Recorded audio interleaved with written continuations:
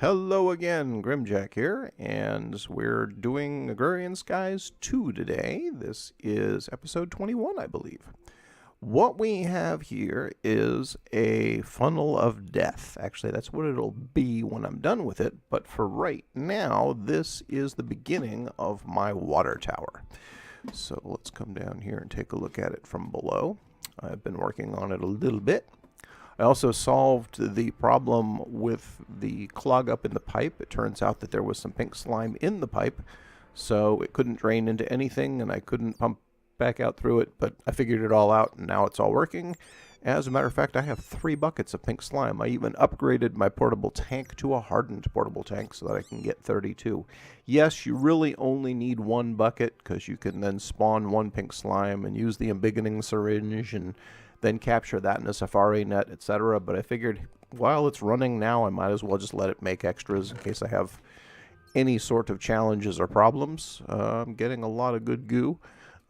Zombie villager head, yes, I'm still playing with monster heads. I'm going to have introductions with those, most certainly. Wait. You are probably full of vines. Yep, that's exactly what you are. Let's go get rid of these so that you can go back to being productive. I am full of saplings. Wow. Yeah, I was working on that for just a little while. I was working through the night one time and came down to get, I don't remember what it was, come down to get some more of my building materials. I'm using colored white frequency stone just to make it look good. And I found a zombie who was inside my house bashing on something over here, trying to break it. He had already broken the bed. He'd already broken up some of the cobblestone. So this whole area was unlit. The bastard. So anyhow, I think that they're escaping from this spawner somehow. I'm not sure. I spent a few minutes wandering around the base. F7 is turned on. As you can see, it shows me when stuff is spawnable, and I'm just not seeing a place anywhere on here that these guys can be spawning. So if you've seen it, if I've missed it, point it out for me, please, because I'm just not seeing it. It's frustrating me. So my goal of having this completely done this episode is impossible because I'm going to do a lot of work inside to the spawner. But that is definitely a goal to have it finished being built. And I need to get this extended out. I'm going to probably move it out all the way out to here, the back room, because one of the things I'm going to need for that spawner is a tesseract. So I'm going to be getting into tesseracts fairly quickly. Let's see what else is going on. I put some barrel upgrades on my aluminum, copper, and iron because, as you can see, I have large quantities of materials now, which is good. I'm loving it. Nothing is backing up at the moment. I went through and added some more barrel expansions to some of the critical ones, like redstone. I don't ever want that to void out. Same thing with coal, because I'm going to need to grind up a lot of that for some sulfur later. And basically, you'll see some that go over the 6464, but I think for now, I just did coal and redstone, put a single expansion in each one. The sludge boiler is virtually done. There are 2 different types of dirt, which is interesting. There is a regular dirt and another dirt that will not grow grass. And there is no current backup into that. So if I get too close, I'll get the sickness. I don't know if you have, you don't have enough sludge in there to work. But solar panel over there pipes the stuff over here when it gets it. And yeah, most of you know what a sludge boiler is and how it works, but it just basically converts sludge into somewhat usable materials. So let's see, I still have not been to the Nether. I ought to do that sometime soon. At one point, I added in the endstone upgrade or function, so I put glowstone in here and let the lava run. and it would give me glowstone or give me endstone. Do the same thing with redstone.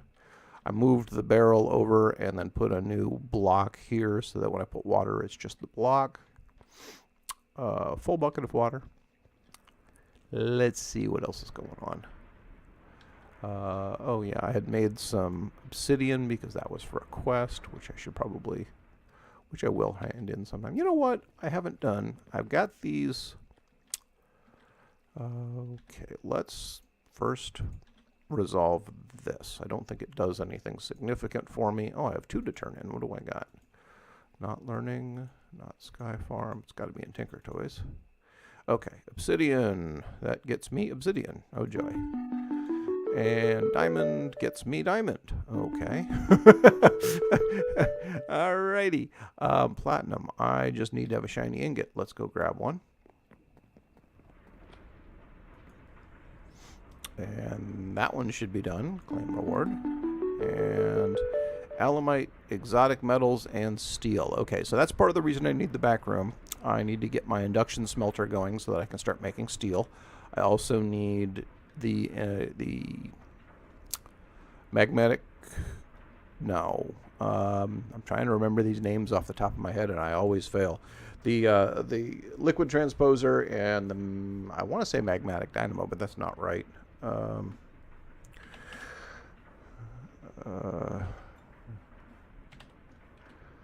Yeah, magmatic dynamo isn't it? The crucible. No. Anyhow, you know what I mean. My brain is failing me heavily right now. So, all right. So, anyhow, you know I need to get my MFR stuff going over there so that I can make my Enderium. And I'm going to go ahead and cut away now. I spent a few minutes explaining what's going on. I'm going to do another couple layers up here. Actually, I'll go ahead and work on it a little bit on camera just so that you can see what it is I'm doing. And here we go. Come on. This is always so nerve-wracking when you're doing it with the Sojourner sash. It would be smart for me to just take it off because, as you can see, I can walk right up and walk right over. I'm not having to jump at all. So it's like, and my next level here, every time you get a corner, I throw a layer of, or I throw a cobblestone up there because it makes it easier to work around. And come on. Hello. There we go. And that should be correct. Yes. Okay. So I do the same thing. And here we go. Yeah, this is what it's all about on this. It's a lot of walking around, putting an anchor point, and then building out from it, and also spending a lot of balance time trying to keep from falling off the edge. Right, just like that. And that one's done. Let's come over here. And I am making a habit of sleeping through the night because I don't know what it is that's spawning and where it's spawning. That's half of my challenge, is I don't know where it's spawning. If I knew where it was spawning, I could start putting up like fences or something and slowing it down, but oh la la la la. So what the plan is I'm going to do a multi-layer spawning system up in there. It's going to have a grinder in it for obvious reasons to kill them, and it's going to have additional layers that then work like a drop trap. So we'll have, instead of just having 25 spawn points, we'll have probably 75, maybe even more. And that will allow the largest collection of, or largest volume of mobs. 1, 2. Yeah, this is not the most exciting of events while I do this. So I will, oh yes, and you also have to be careful, obviously, of running out of material, of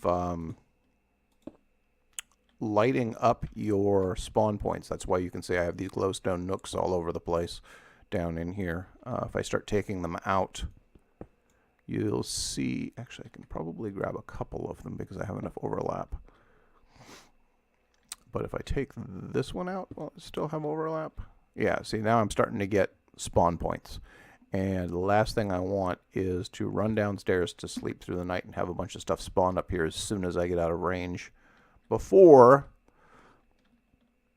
I can get it all properly turned on and set up and doing what it's supposed to do. All right. And as you know, I am using a model. I have the plots modeler up on another screen, which I'm using as a reference as I'm building this up. And that is making life much easier because it is telling me where it is that I should be putting stuff. And that is a very useful thing. And all of the white blocks are the ones that it's telling me to build, and the cobblestone is the stuff that I'm using as my, I don't want to say reference points, but they're the points that I'm building out from. And so there's 7 here.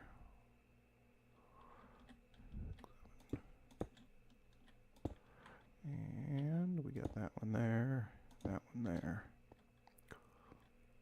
Boom, boom, boom. All right, so I will keep going at this, and I will be back in a little while for me, but in a moment for you. Be right back. Okay, I'm back. I am halfway through it, and I am going to go take a quick sleep through the night. I probably should have just done that first and then started the recording. But anyhow, the challenge that I face now is I want the mobs to only spawn inside, not outside on top. So how to do it without lighting it up? Well, I'm going to put some, I'm using the colored stone, white frequency, and you can still make microblocks out of it. So I'm going to throw some covers on top of every upper surface around the outside of this beast. And yeah, it's starting to look pretty good. Look like a sphere. And my original thought with a water tower is it's going to be a little wider than it is tall. My overall dimensions on this thing, I think, are 15 tall, 21 wide. Well, I know that it is because I'm looking at it on my chart over there. Now, I know that these 2 spots here are...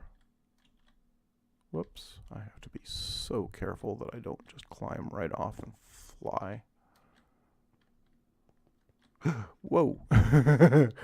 Oh, I am so gonna die. I am so gonna die. All right, let's take this just a little bit slower. Okay, so as long as I'm holding shift, I can walk across these. And I think I can do, yeah, there we go. All right. I am so gonna die doing this. My biggest concern is falling over the side and losing all my gear. If I fall down and all of my gear ends up scattered across the ground. Oh, jeez. Come on. Grimjahk. There we go. So, yeah, I'm worried about losing all my stuff over the edge, but not necessarily worried about losing... Okay, so I go to 5 here. Whoops. Let's come back over here. 5 here. And then this becomes 3. 1, 2, 3. And then we're back to singles. 3. And then 1, 2, 3. And then 5. 4, 5. 1, 2, 3. So anyhow, it's a lot of me just basically on the edge of panic, which is probably highly entertaining for you, and counting out loud as I do this, so that this can't be all that interesting. I'll keep going for a little bit because it's going to get much trickier as I get higher into the dome. I'm probably going to end up building a scaffolding inside just for the purpose of keeping myself from plummeting. No, so that I can, once I'm inside, life is much easier because nothing is really, how's the way to put this? I don't have to worry about falling. I just have to worry about reaching stuff and having it all attainable. And then I have to get on top of the whole thing because actually, no, I've got to be doing this stuff from the top still. Just realized that that is still an ongoing challenge because I got to remember to put half slabs on everything that is in the way. So now let's do, okay, 1 second. Come over here, adjust my level there, back to game, and I can see what I have to change again. And now from here, I know that, let's see, 1, 2, 3 are good. This one here is going to be a half slab. On either side of the 3s will be a half slab. So let's do it this way. Half slab there. And then the tail end of that one will be a half slab. So that, either side of the 3 singles, half slab. That will be a half slab.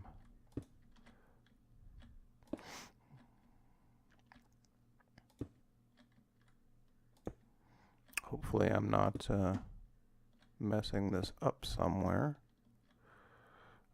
Either side of the 3s, and then half slab because there'll be 3 across here, and in theory that gets it. So let's run around and do the obvious. That's going to go 1, 2, 3, 1, 2, 3, 1, 2, 3. Whoops. Let's not run out of, I'm going to run out. Oh joy. 1, 2, 3, 1, 2, 3, 1, 2, 3. And then we go 1 and, whoops. That is not correct. That one comes back. All right. And we go there, 1 and 2. And I need to throw you up there. 1. Okay, I messed up somewhere.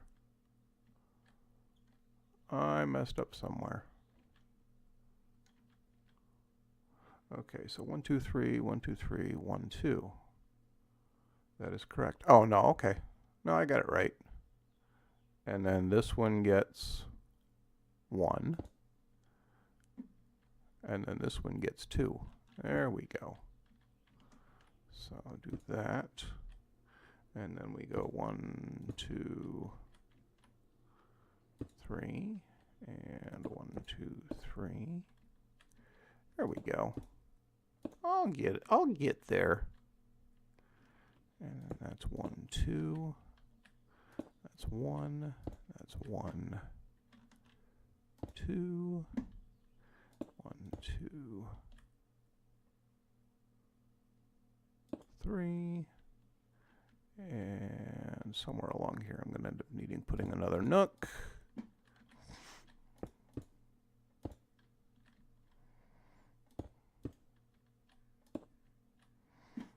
All right, so so far so good. So far so good. So far so good. 1, 2, 1.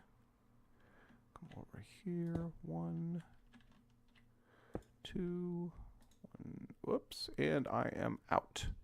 So, pooey.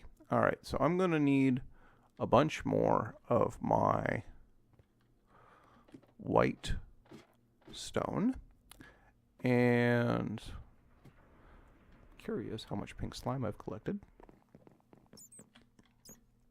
Almost 4 buckets. Love it. And okay, so I need more stone. Unfortunately, I've got an endless production over here. 2, 3, 4. And let's grab that. Whoops, wrong one. Take these, toss them up here.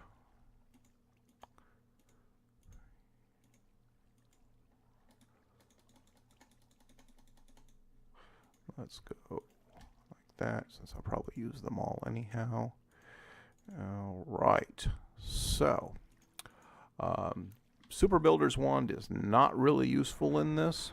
If I was building a consistent shape, that's one thing. Since I'm having to adjust the size and positioning of everything on every layer, it's useless. If it was a consistent pattern, if I was building a round surface all the way up, that would make a certain amount of sense and not be a problem. But it is not. It is the challenge that I am facing. So this is one of those situations where I gotta do it all by hand. And as long as I hold the shift, I can practically run along here. And there we go. 1, 2, 3. 1, 2, 3. 1, 2, 3. Yes, yes, yes. 1, 2. Okay. Now, let's take another look at the next layer. I will jump over. I'm going to talk to you. Oops, there we go. And I'm back. And see, that was painless. Now, I've got lots of stuff that needs half slabs. Okay, so all covers. All 3 of these need covers. Those all get covers. This one gets a cover. So those get covers. And that is all. So there is 5 per side. 1, 2, 3, and that one, and that one. Hopefully I don't run out of covers. That would suck. 1, 2, 3. Oops, I'm standing on that one. It didn't go. And cover. And cover. And it's getting nighttime, so I gotta go sleep through the night anyhow. 2, 3, and cover, and cover. And I just realized I also need 1, 2, 3. I'm going to go ahead and place these and then go sleep. Hopefully I don't misplace one of them and then lose it over the side. All of these need covers.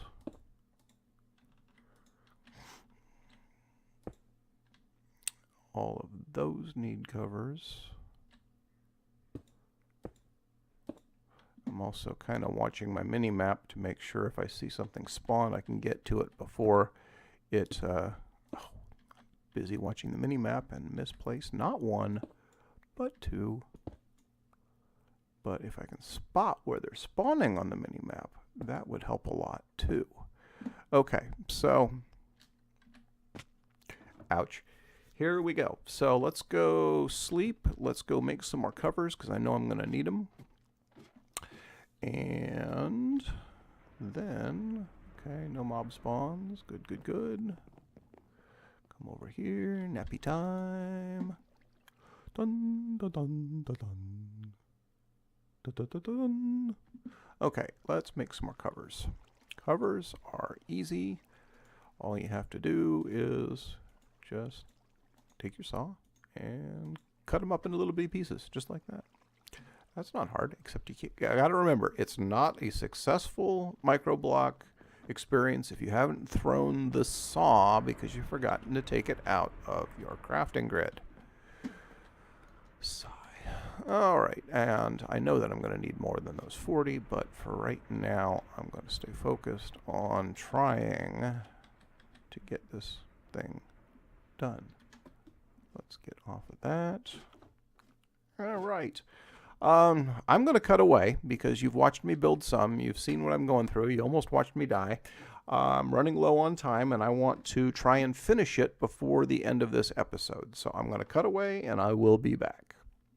Okay, I'm back for a moment. I just wanted to share that as you reach the upper layer, it gets to the point where every single thing that you place gets a cover. Yeah, so that can almost become automatic, so you don't have to worry about spawn locations while you are, when you take a break for sleeping through the night or what have you. So that got me that far, and I will be right back again. And I'm back, putting the finishing touches on the tower. Whoops, there we go again. And I had made the comment earlier that there is no saw job is complete on microblocks unless you throw the hammer, unless you throw the saw. Well, I ended up throwing the saw. I was working on this and I threw it down into the middle of the tower, so I had to go back down, pillar myself down, pillar myself back up. It was derp. It would have been very funny on camera, but I wasn't recording and I'm not about to recreate it just for that entertainment value. So there it is. Anyhow, so this is almost done, at least on the outside. The outside is the tricky part. Well, sort of. The outside is mostly the dangerous part. Where is, what I think is really cool is that the visibility of microblocks through the, there we go, that's what I was looking for. I want to get myself out of here. The visibility of microblocks being see-through on the mini map means you see through the microblock into the shadowed, the shaded area above it, and you end up seeing the top of the unlit block below it. So now I have this big black circle on my mini map. Okay, so now this is done on the outside. Inside is going to be another thing. This is all going to be, I'm not going to say all of it, but the majority of this is going to be my spawning area. I'm going to have, you'll see, I'm just glad that the outside of this is done. Now let's go look at it and see how it turned out. And it is dark, so I'm wondering if no mobs are going to spawn out there. Let's run over here, take a quick nap, and then look at it in the daytime.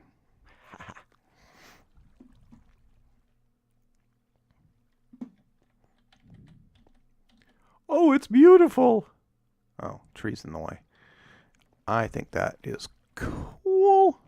So I'm going to have one pipe coming down and some basically fence posts coming up around it so that it looks like it's supported properly.